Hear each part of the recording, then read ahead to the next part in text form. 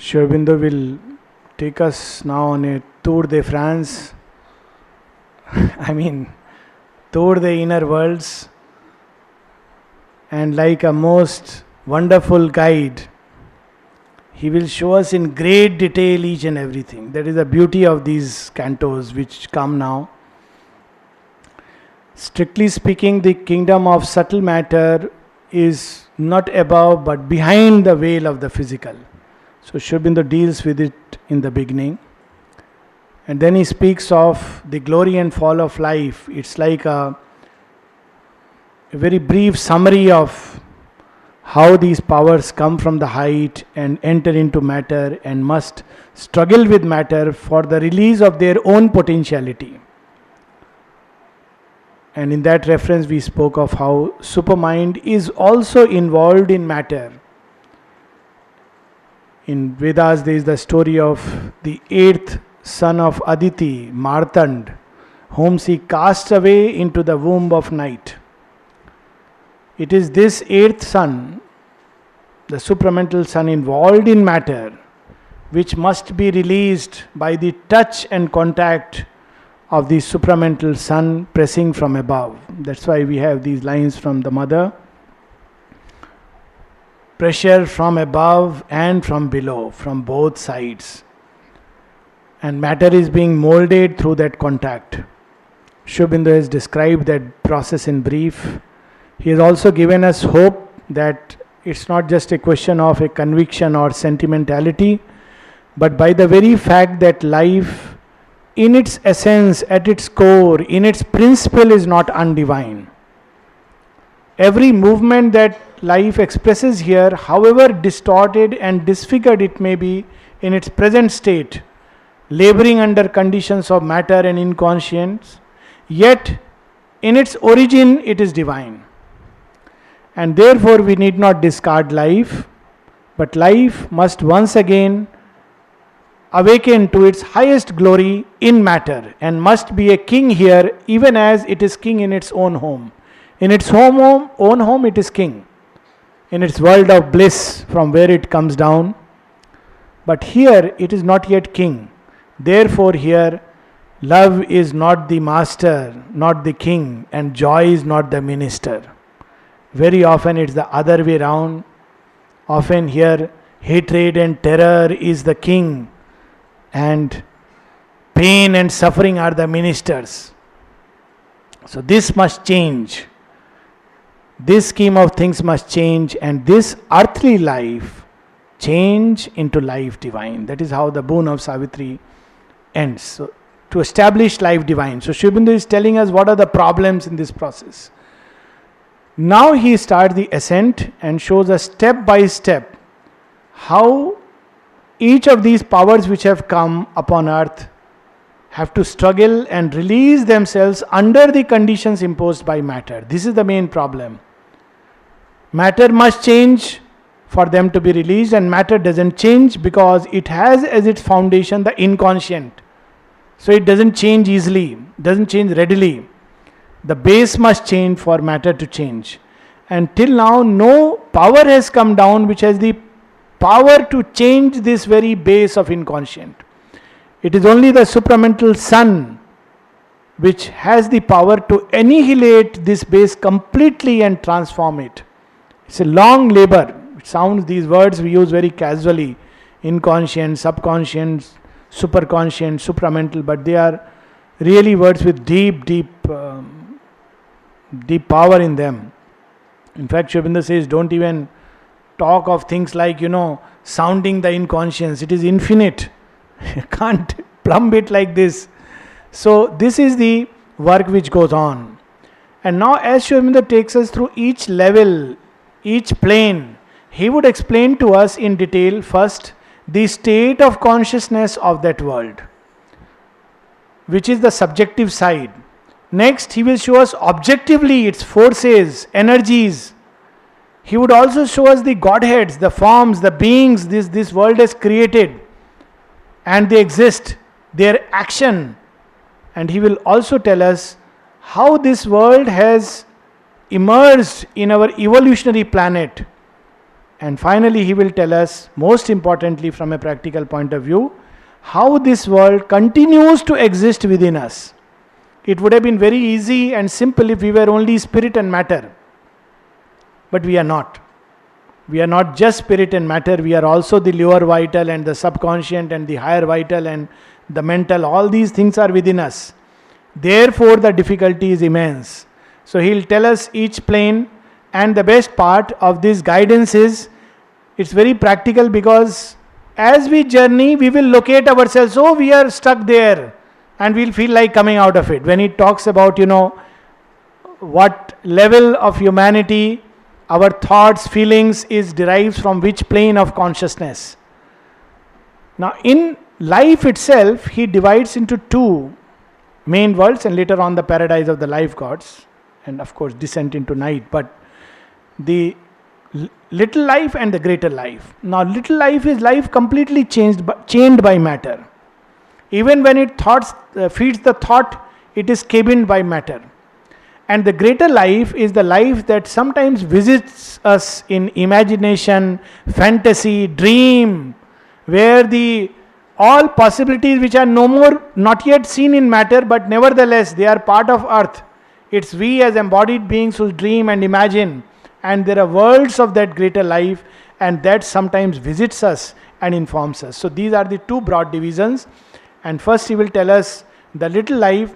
I have always wondered, Aurobindo has spent so many pages and lines on these three cantos: kingdoms of the little life, godheads of the little life, and kingdoms and godheads of the greater life. Surely, because when we read through, we will realize this is the canto with which we can most identify ourselves with. Strangely, not surprisingly, unhappily, this is where we'll find most of us struggling, though we dream of high heavens. So this is the kingdom of the little life, canto 4. And we can start with line 15, where he describes the state of consciousness in which it is submerged. A world that ever seeks for something missed, hunts for the joy that earth has failed to keep. Life came down overeager to help matter. All that is absorbed, involved, has gone inside. But because it has come and touched some core of life, it awakens to a seeking vague. Wherever there is life, there is a seeking, however vague. Even in the most, first life forms, bacillus and virions, there is an attraction and repulsion. There is a seeking. Too near to our gates, it's unappeased unrest for peace to live on the inert solid globe. By coming here to create something which it could not create yet, it creates an unrest because it wants something, it wants to create something. And that unrest is steaming all around. That's why peace is forbidden on earth till we can tackle this. It is seeking for something. Till it has found it, it will always remain unquiet. That's why it's a experience in yoga. Yoga means, as one grows in the journey, when we throw away turbulent thoughts from our mind, then they enter our life parts. When we quieten the turbulent emotions, then they remain just as restlessness, unaccounted for restlessness. They don't allow us to sit quietly. Why? Because this is there as the base. Too near to our gates, it's unappeased unrest for peace to live on the inert solid globe. It has joined its hunger to the hunger of earth. It has given the law of craving to our lives. It has made our spirit's need a fathomless gulf. All craving, whether for food or for anything, comes from this part. It is the lowest of the lower vital layers. It's almost the vital physical, and till one tackles it, it remains in one form or the other. It will take different forms. Some people crave for one thing, some crave for another. Sometimes we are not conscious that we are craving because we are still not touch that rock bottom, but it is it what gives the law of craving. We can come a few lines below to line 30. We'll read from places. A formless yearning passions in man's heart. A cry is in his blood for happier things. That's why Aurobindo says our discontent is a divine discontent. It's a boon and not a curse that man is never happy. Because if he was happy with little things, like the kingdom of the subtle physical world, his soul will forget to aspire and climb. Therefore, it is there. Even this wants the absolute. Else could he roam on a free, sunlit soil with the childlike, pain-forgetting mind of beasts. In human heart, this little life has taken the form of craving, hunger, insatiable, because mind has linked itself to it. If it was not there, like little children, we would have just roamed around. But that is not the remedy. Aurobindo would tell us. There are people who say, why bother, just live like beasts and roam around, back to nature. This is one of the things. Back to nature is not the answer in Aurobindo's yoga. The answer is forward to supernature.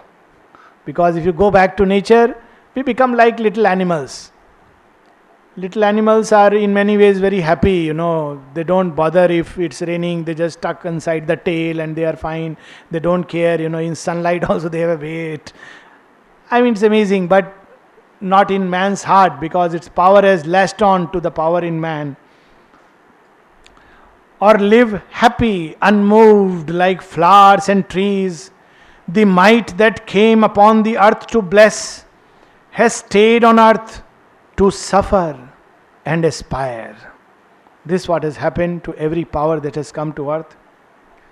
The infant laugh that rang through time is hushed. Man's natural joy of life is overcast, and sorrow is his nurse of destiny. So this is what has happened, because as evolution has proceeded, this power is there behind in us, and it digs the gulf even greater. It says, me too, I am also there. In flower it doesn't crave for more, because it knows this much only. The moment mind comes, it's like when children are fine, then suddenly somebody comes from outside, and especially this, of course this is not a very pleasant sight, but this is quite reminiscent of what happens in this world. That you go to a place where there is a lot of poverty stricken place. People are very happy with what they have got. But there are some enthusiast, humanitarianists who come there with aid. And they get fantastic aid. They get all kinds of, things which they have never seen. And you will see how little children run towards them. Suddenly they wake up, a craving wakes up in them, which they didn't know perhaps, and maybe they would have never known. But the problem is, having given them that, we cannot give them anything more. So they turn to criminals, because craving is now awakened, and nobody can, because this is not the law, it cannot be satisfied. Once this awakens, this craving, it cannot be satisfied. So those who were very happy with little in their little life, and their evolution was proceeding, like surgeon's compassion, doctor's compassion, which is often misguided, it is treated, and treatment makes the malady worse. So it makes the craving still more intense. So this is what has happened, and sorrow becomes the nurse of our destiny. What with the free distribution of TV and all kinds of things which is going on, for which we have to submit our address proof to the gas agencies. So we can turn to the next page. Adorer of a joy without a name, line 82. Such a beautiful line, that there is a worship and a sacrifice going on all levels. What is the kind of activity going on there? He is telling us the deepest vision. Aurobindo is not telling us on the surface what is going on inside the core of this little life. And actually, if we look at this little kingdom, and if we were to really become very quiet, then we will feel this. That at that level, this is what is happening. This is the depth, the spiritual vision of things. adorer of a joy without a name, in her obscure cathedral of delight. To dim dwarf gods she offers secret rites, but vain, unending is the sacrifice. The priest and ignorant mage who only makes futile mutations in the altar's plan and casts blind hopes into a powerless flame. That's why when we live at that plane, literally we run to such priests and they will tell us, oh, show me your house design. Oh, no. This is Agni should not be here, it should be there. You change your door. So people break. I know people who ultimately ended up breaking their whole house, and rebuilding it. But eventually nothing turned out because he makes futile. This is not the problem of life. He makes futile alterations on the altar's plan. The life is still little, its hopes are little, its dreams are little. So long as we live with these little hopes and little wants, we will suffer. We can't help it. Changing the altar doesn't really make much of a difference. So, but for some time it gives relief. Then again we run to the priest. It didn't work out. Okay, don't worry. So we keep on running to him till the priest makes a wonderful house and we lose ours. So, but that's the law of the little life. Priests and doctors make money, making you feel good about it. When you give them money. They capitalize on your fears. Of course, so do lawyers and, let me not name the professions. One needs them. Futile mutations in the altar's plan and cast blind hopes into a powerless flame. If you do this, this will change. Powerless flame. Can it change our destiny? Who has built this world? The master of existence is within us. Brahman is within us. And we run to these little priests who will change our destiny by doing some rituals of, chawal and atta and whatnot. But this is the paradox. He does that nevertheless. Sometimes faith works. But usually, a burden of transient gains weighs down her steps, and hardly under that load can she advance. But the hours cry to her, she travels on, passing from thought to thought, from want to want. Her greatest progress is a deepened need. Matter dissatisfies, she turns to mind. She conquers earth, her field, then claims to the heavens. She is ever dissatisfied. What she is wanting, she cannot find anywhere. So there are people who started that career by going to such priests and got promotion, finally became even ministers. The problem is they still crave. They go to the priest to become chief minister. And there was a famous story where a priest was finally behind the bars, doing this business. They caught him and found, I will not name, peace be with him and all the people. But this is what the problem is. The problem is little life gives the law of craving. It's not a question of getting that. It makes the dissatisfaction deeper.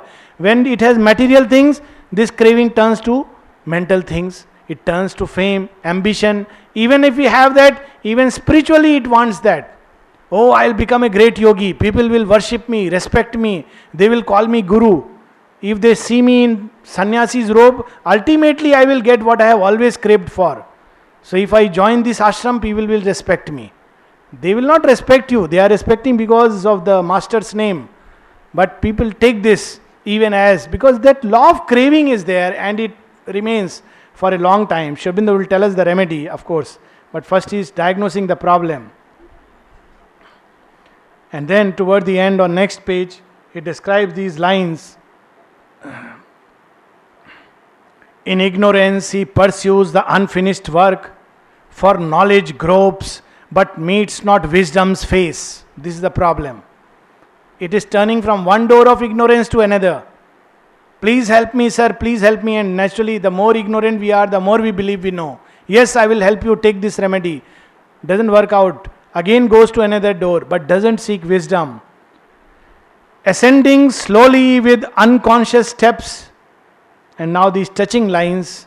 A foundling of the gods, she wanders here, like a child soul left near the gates of hell, fumbling through fog in search of paradise. Like a child soul left near the gates of hell.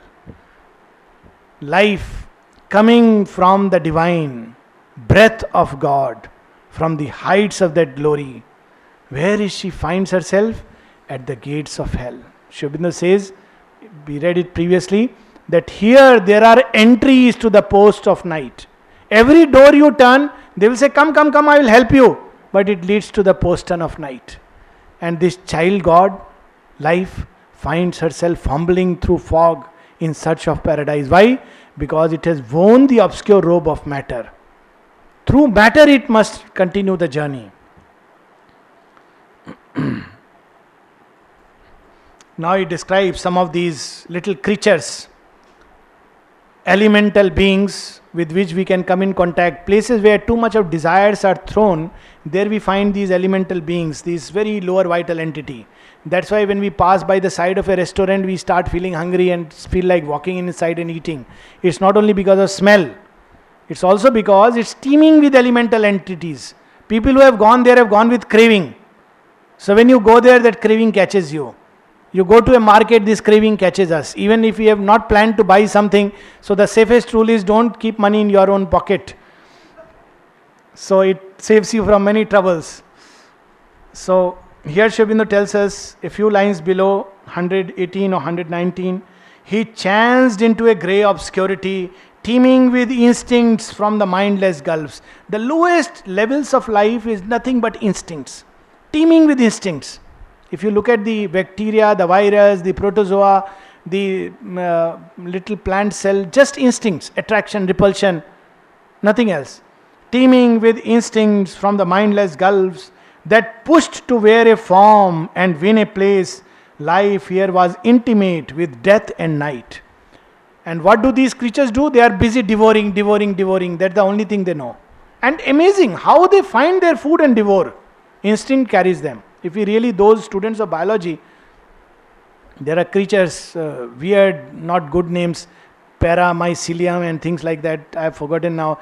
Well, amoeba, it just attracted to its food. Nobody tells it where its food is. It will find the human intestine, lodge there and eat all that we cannot even imagine, and grows and eventually even kills man. So this is how it eats that, constantly devours, that is its law. Life here was instinct with death and night. Its place is in the night. If you switch on the light, even earthly light, many of these beings go away. That's why the old dictum, if you want to be free of germs, sunlight is the best remedy. Don't worry about swine flu. Let the rooms be flooded with light. Sit in the sunlight for 1 hour, walk in the sun, nothing will happen.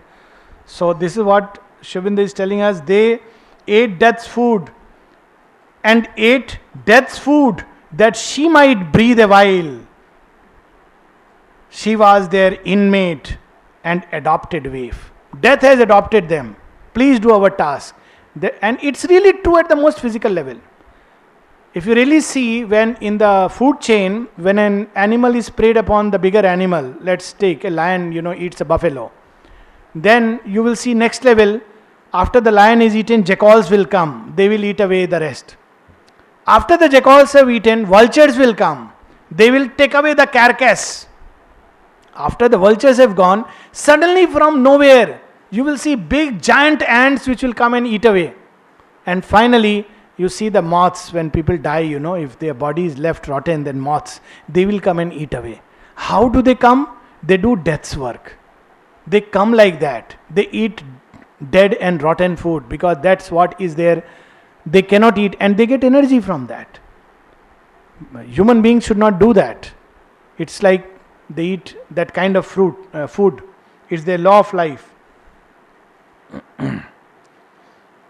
And again we go down below to line 130, 131, indifferent to beauty and to light. If we look at some of these insects, one wonders, did God really create them? Strange forms. They really look far from anything beautiful. Sometimes very hideous, ugly. And there are, American mind has made such movies on these hideous forms. So here he is telling us, indifferent to beauty and to light, Parading, she flaunted her animal disgrace. Unheld by camouflage, brutal and bare. An authentic image, recognized and signed, of her outcast force exiled from heaven and hope. Wherever these creatures are, they bring death, disease, and all this. So, however Gandhian or non-violent one may be, cockroaches must be killed. Flies should be thrown out because they are reflecting this world and they are dangerous for the life on planet. So, this is what Sri Aurobindo is telling us. Of course, he has told this in evening talks also. So, it's not fallen, glorifying in the vileness of her state the grovel of a strength once half divine, the graceless squalor of her beast desires. So he is describing us, and then he goes on to describe at great length. We are just skipping and showing us few glimpses. Sri Aurobindo will take us by the finger and show every little post.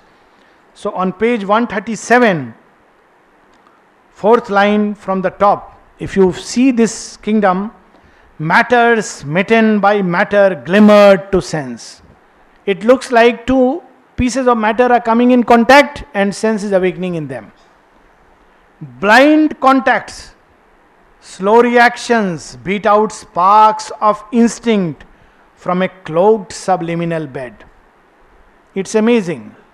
If we really look at how, just above amoeba, how these creatures find their mate and really they end up creating another offspring, it's amazing how they really know it. And they find how yeast and all these cells divide, mutate. So, blind instincts, sensations crowded, dumb substitutes for thought. Perception answered nature's weakening blows. There are perceptions and sensations, no thoughts there. So we have that plant, touch me not. So you touch it, it shrinks. Sensations, even at the level of the animal, many things are pure sensations. In fact, the sensations are very developed there. But still, perception answered nature's wakening blows, but still was a mechanical response. They know it. Animals come to know many things. Tsunami, for instance, why tsunami, storm is coming, and they just react to it, perceptions. And they spontaneously, by instinct, do the moves. A jerk, a leap, a start in nature's dream, and rude, unchastened impulses jostling ran, heedless of every motion but their own, and darkling, clashed with darker than themselves, free in a world of settled anarchy. The need to exist, the instinct to survive. And then we can go to the last 4 lines on this passage. It was a vain, unnecessary world. So Sri Aurobindo, when he's taking us, we can imagine Sri Aurobindo is holding our hand and taking us to these worlds. We may ask him, what is this world? Such a vain, unnecessary world? Why did you create it? So, it was a vain, unnecessary world whose will to be brought poor and sad results. It had a will to be, to live, to survive. What was the result? A paramycium, a bacteria, a virus, an amoeba, an yeast. Yeast knows that later on it will be used to make delicious bread in the ashram. But that time it doesn't know. So poor results. And meaningless suffering and a grey unease. Nothing seemed worth the labor to become. But Sri Aurobindo would tell us something else. He would say, wait, hold on. You are too, like all of us, too overeager to judge. Just like we judge now. Oh, supermind has come. Look at all these sadhaks. Forget about people outside. Let us hold on. Hold our breaths. All great beginnings start with a small infant step. So Sri Aurobindo is telling us, but judged not so his spirit's vacant eye. He has seen this yeast will be useful. Even this bacteria will be useful. So he's seeing all this. How? This is the slow start. And a few lines, the last line, even in that aimlessness a work was done. pregnant with magic will and change divine. What is the change divine that has taken place? Matter has begun to crawl, to sense, to perceive. If we really look from that angle, before these little entities have come, matter is dumb, mute, inert, senseless. And that senseless globe is suddenly covered with green algae. And today's foods, future food spirulina, was manufactured billion years ago, and we are selling it now and making huge money out of it. I am not advertising this product, I have no idea about it. Disclaimer. But the point is that, how these things have come up and covered the body of earth. If we were present there not knowing that, their properties, if we were to just see as a witness and suddenly saw the brown mountain covered with green delight, we would say, wow, what a wonder. So this is the change divine. And we saw crawling and sensation and perception. So Aurobindo is telling us, wait, don't jump the gun. Look here. Pregnant with magic will and change divine. The first writhings of the cosmic serpent force. Uncoiled from the mystic ring of matter's strands, it raised its head in the warm air of life. First beginnings are always like that. Even now that the supramental has come, the first beginnings in the mind will be like that people will go mad. Mother has spoken of this actually, that I have heard that people are going mad all over the world. The number of mad people have increased. And she attributes it to the effect of the new consciousness. The mind is not ready to receive it. First results. We would say, oh, this is what was going to be. What has happened? Only mad people. The first movement was a hippie movement. Gone, passed away. She will say, wait, my child. This is how I have done this game very old. This is the game I have mastered. It starts with one small infant step. But wait, the bacteria will climb and become man. These hippies will be the lost, misguided forerunners of a future race. So this is how she starts. So here we have, it raised its head in the warm air of life. It could not cast off yet night's stiffening sleep, or wear as yet mind's wonder flecks and streaks, put on its jeweled hood, the crown of soul, or stand erect in the blaze of spirit sun. So it first writhes, then crawls, then flies, then runs on four, then stands erect in man. What? The force of life. So it says this is only the beginning and the start. So, but even in this, it brings its own touches of beauty. So on the next page, page 139, we have line 250. Impure, degraded though her motions are, always a heaven truth broods in life's deeps.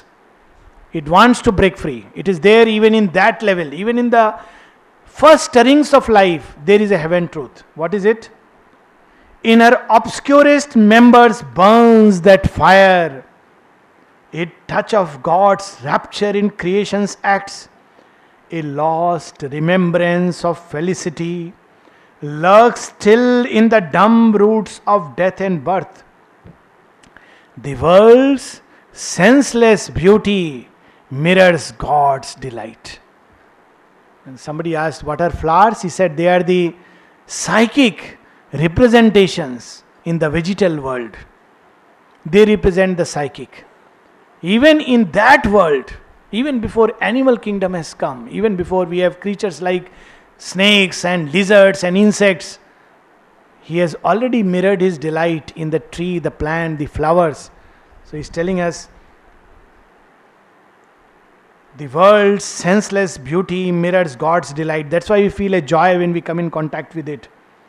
That rapture smile is secret everywhere. It flows in the wind's breath, in the tree's sap. That's why when we have a touch of this lovely breeze, we say, what a grace. Even the lower vital can feel that touch. Even senses can feel that contact. God's breath, even in this. And that's why when we smell a flower, When we eat a tasty fruit, in the tree's sap, that delight flows. That rapture smile is secret everywhere. It flows in the wind's breath, in the tree's sap. Its hued magnificence blooms in leaves and flowers. Then, Aurobindo describes that this was necessary. If life had not lost itself in this blindness, if bliss had not become its opposite, it is because God plunged and completely lost himself in this obscurity. That's why there is hope. And we can take an example that a tree, when it becomes a seed, it completely loses itself and shuts itself in a hard crust. And its adventure begins. But because everything of itself is contained in a summary way as a blueprint inside it, therefore one day it will become like a tree. So a mighty tree changes itself into a seed which is so helpless that anybody can kick it, eat it. It becomes subject to anything and everything. When a giant oak, which even a storm cannot fell, which is home to many birds and beasts, gives shelter to so many things, becomes a seed, look how helpless it becomes. A bird can eat it. A animal can just kick it away. Somebody can pick it up and play as marble. It enters into this adventure. But could it have been otherwise? So that is where on page 141 he tells us, if being had not plunged into the dark, carrying with it its triple mystic cross, the Sat Chitanand becomes its very opposite. The cross itself is the symbol of the triple sacrifice, the transcendent, the universal and the individual. The divine enters into each and every layer of being. Even in every individual element it had entered. And had it not happened, invoking in world time the timeless truth, bliss changed to sorrow, knowledge made ignorant, God's force turned into a child's helplessness, can bring down heaven by their sacrifice. If one says, many people when they touch old age, talking of ordinary life, and their dreams and their ambitions, their hopes are passed on to their young one. How does this young one start this dream as a helpless little baby? He has to struggle with everything. He has to learn everything anew. He has to even learn how to walk. Father cannot say, oh, I have my unfulfilled ambition inside you. Therefore, why don't you wake up the very next day and start appearing for IIT and GRE and, be in Dream Destination America and earn, it's no more, I'm sorry, but, Dream Destination India, let's talk of 10 years later. But initially it must start with a little baby start. It must go through all these stages and steps. It must struggle with life. It must struggle with illness, suffering, learn the smallest thing. Then a day comes when Father feels himself not only fulfilled, but surpassed in the child. Therefore, God surpasses and exceeds himself through his creation. Aurobindo says, if the end result was to be the same, then why should God have creation at all? Why all these senseless things if at the end you say, our soul must remember its home and go back and merge in God? What a waste. All this pain and suffering, at the end of it you say, detach yourself, this is an hypnosis, this is an illusion, this is a delusion. You remember, you came from there, get lost into that. What an absurdity. Fortunately, God is not so absurd. He has created this creation because through creation, he discovers something greater than himself. He becomes more than himself. What is that more than himself? He is becoming. It's not somebody else is becoming more than him. He is becoming what is there in him as a potential. And through this creation, he becomes that. The capacity of a multitude delight. The possibility of the delight of union, which is not possible without creation. The greater the gap, the greater the delight of union. When you find somebody through many an obstacle, there is a greater union. In fact, even if you don't find there is a joy, because that journey itself is joyous. That's why the greatest love stories don't always end in happiness, but there is a joy because they have struggled against a very great difficulty. So there is a great joy. This joy would have been missed. And of course, the power of love. If the divine did not create something other than, seemingly other than himself, there is nothing other than he, then how would he express all the sweetness of love and pour that? So we have here bliss changed to sorrow, knowledge made ignorant, God's force turned into a child's helplessness, can bring down heaven by their sacrifice. A contradiction founds the base of life. The eternal, the divine reality has faced itself with its own contraries. Being became the void and conscious force. He has become all this. Who is the child? Father will say, of course he is my child. Tell a father he is no more your child. He doesn't like it. That's why people stick to the surname. He is so helpless, he is so stupid. You are such a brilliant engineer. Of course he is in kindergarten. Just wait for another 25 years. This brings down the heaven sacrifice. It goes on this evolutionary journey. God's force turned into a child's helplessness. What a marvelous line it is. A child is none but God, who is feigning to be helpless. Nescience, being became the void and conscious force, nescience and walk of a blind energy. And ecstasy took the figure of world pain in a mysterious dispensation's law. A wisdom that prepares its far off ends, planned so to start her slow aeonic game.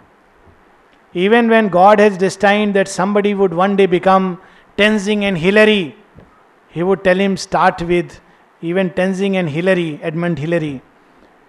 They also started their walk falling number of times. This is how he starts. But he has written the destiny, one day he will climb Mount Everest. Neil Armstrong would travel through space, but he would also start through a child's helplessness. So would Shakespeare start his life as a mute and one day write marvelous poems and letters and plays. So this is the paradox.